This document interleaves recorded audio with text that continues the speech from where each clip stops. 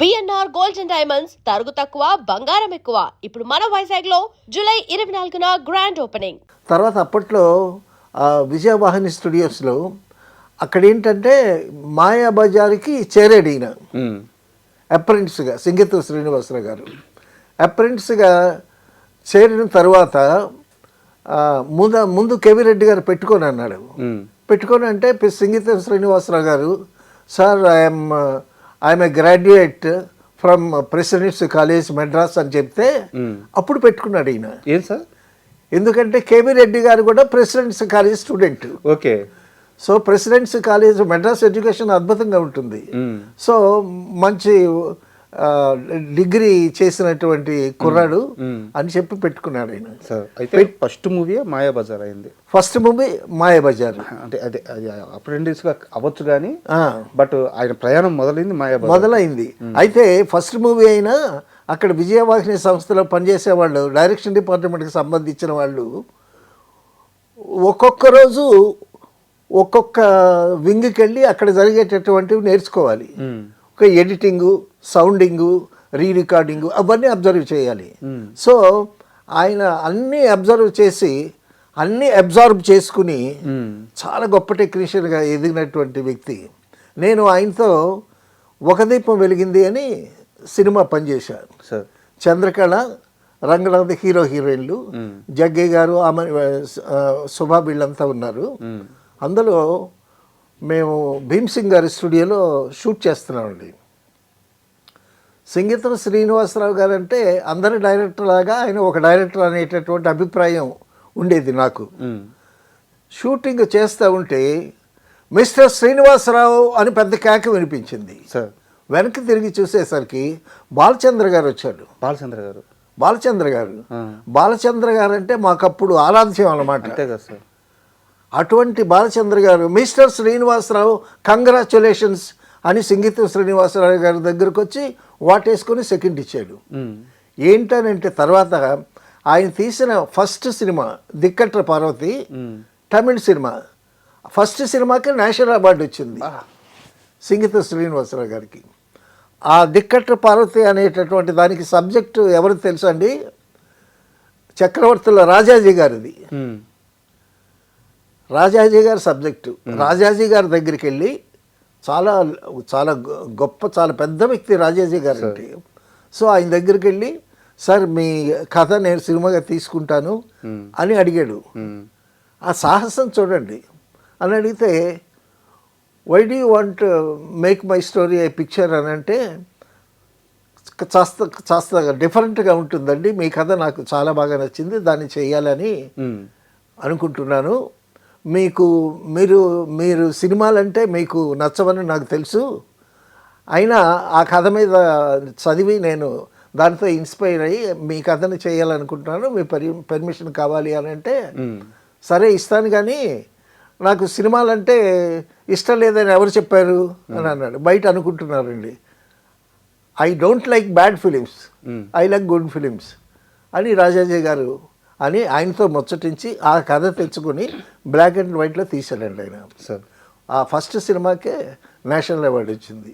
తర్వాత ఆయన సినిమాలు నీతి నిజాయితీ, తర్వాత ఒక దీపం వెలిగింది, తర్వాత అమెరికా అమ్మాయి, మయూరి, తర్వాత కమల్ హాసన్తో అమావాస్య చంద్రుడు. కమల్ హాసన్ని బ్లైండ్ మ్యాన్గా పెట్టి దానికి టైటిల్ అమావాస్య చంద్రుడు అని పెట్టాడు. అమావాస్యలో అసలు చంద్రుడు కనిపించడు కదా. అమావాస్య అంటే ఇతను బ్లైండ్ అని చెప్పడం కోసం, బట్ చంద్రుడు అని అంటే ఒక చిన్న వెలుగు. సో ఆ సినిమా అండి, అందులో ఒక క్యారెక్టర్ ఎల్వి ప్రసాద్ గారిని పెట్టాడు. వారు చేశారు అమావాస్య చంద్రుడిలో. ఎల్వి ప్రసాద్ గారు చక్కగా రెస్ట్ తీసుకుంటున్నటువంటి ఒక పెద్ద లెజెండ్. అవును, ఆయన్ని తీసుకొచ్చి యాక్ట్ చేయించాడు. తర్వాత వాళ్ళ ఇంట్లో ఎల్వి ప్రసాద్ గారి మిసెస్ కానీ, ఎల్వి ప్రసాద్ వాళ్ళ పిల్లలు కానీ అన్నారు, ఏమండి మా ఫాదర్ చేత మీరు యాక్ట్ చేయించారు, ఆయన చాలా హెల్దీగా చాలా హుషారుగా ఉన్నాడు, నెక్స్ట్ పిక్చర్లో కంటిన్యూ చేయండి. సార్ ఎల్వి అలాగా. ప్రసాద్ గారు అంటే ఈ సందర్భంగా చెప్పుకోవాలి, అవును, తెలుగు సినిమాకి నడత అన్నీ నేర్పిన ఒక లెజెండరీ పర్సన్. అన్నీ తెలుగు సినిమాని తన ఆ ఇనిషియల్ డేస్ లో ఆయన మోసిన విధానం, అవునవును.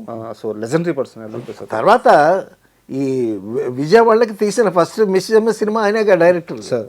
సో ఆ సినిమాతోనే వాళ్ళ సంస్థ నిలబడి అద్భుతమైనటువంటి సినిమాలకి నాంది పలికింది. తర్వాత అండి అమెరికా అమ్మాయి అనేటటువంటి సబ్జెక్ట్ ఏదో తయారు చేసుకున్నాడు ఆయన. అన్ని వెరైటీ సబ్జెక్ట్స్ అండి. అయితే హీరోయిన్ని ఎవరు పెట్టాలి అని మీమాంస వచ్చింది. వస్తే మరి ఎలా కనిపెట్టాడు ఆయన? ఒక అమ్మాయి అమెరికా నుంచి వచ్చి ఇక్కడ డ్యాన్స్ నేర్చుకుంటుంది డ్యాన్స్ స్కూల్లో. ఆ డ్యాన్స్ స్కూల్కి వెళ్ళి ఆ అమ్మాయిని తీసుకొచ్చి, ఆ అమ్మాయికి డ్యాన్స్ వస్తే చేస్తుంది, బట్ నటించాలంటే ఎక్స్ప్రెషన్స్ ఇవ్వాలి కదా. సో ఆ అమ్మాయిని తీసుకొచ్చి ఆ అమ్మాయికి ఎక్స్ప్రెషన్స్ ఎలా నటించాలో చెప్పి ఆ అమ్మాయికి కావలసినంత ట్రైనింగ్ ఇచ్చి అంత శ్రమ తీసుకుని ఆ అమ్మాయి చేత అమెరికా అమ్మాయి సినిమా తీశాడు. అది బ్రహ్మాండంగా ఆడింది. అమెరికా అమ్మాయి, అందులో అమెరికా అమ్మాయి పాట కూడా పాడుతుంది, పాడనా తెలుగు పాట, మీ ఎదుట మీ పాట అని. చాలా పెద్ద హిట్, చాలా పెద్ద హిట్ అది. అవును, మా గురువు గారు దేవులపల్లి కృష్ణశాస్త్రి గారు రాసిన పాట అది. తర్వాత మయూరి, సుధాచంద్రన్. మయూరి అనేటటువంటిది ఒక న్యూస్ బులెటిన్ వచ్చిందండి. ఒక అమ్మాయి, ఒక డాన్సరు, ఆ మంచి డాన్సరు అమ్మాయికి యాక్సిడెంట్లో కాలు ఇరిగిపోతే కొయ్యకాలు వేసుకుని ఆ కొయ్యకాలతో పర్ఫార్మెన్స్ ఇచ్చింది అనేటటువంటి ఒక న్యూస్ వచ్చింది. ఆ న్యూస్ పట్టుకుని రామోజీరావు గారు, ఉషా కిరణ్, రామోజీరావు గారు, సింగతు శ్రీనివాసరావు గారు అది పట్టుకొని దాని మీద కథ తయారు చేసేది ఈయన. దాని మీద కథ తయారు చేసి హీరోయిన్ ఎవరు పెడదాం అని అనుకున్నారు. ఏదో అనుకున్నారు. సింగీతం శ్రీనివాసరావు గారు ఏమన్నారు, సార్ ఆ అమ్మాయిని ట్రై చేద్దామా ఒరిజినల్గా అని అన్నాడు శ్రీనివాసరావు గారు.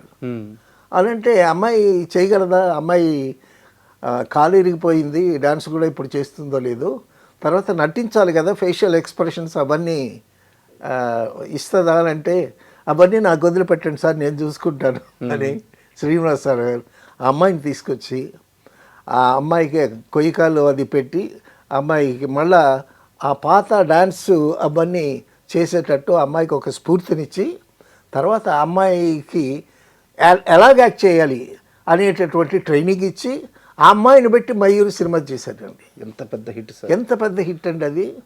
తర్వాత ఆ మయూరి సినిమాలో వచ్చినటువంటి లాభాలతో మయూరి డిస్ట్రిబ్యూషన్ ఆఫీస్ కొన్నాడు రామోజీరావు గారు.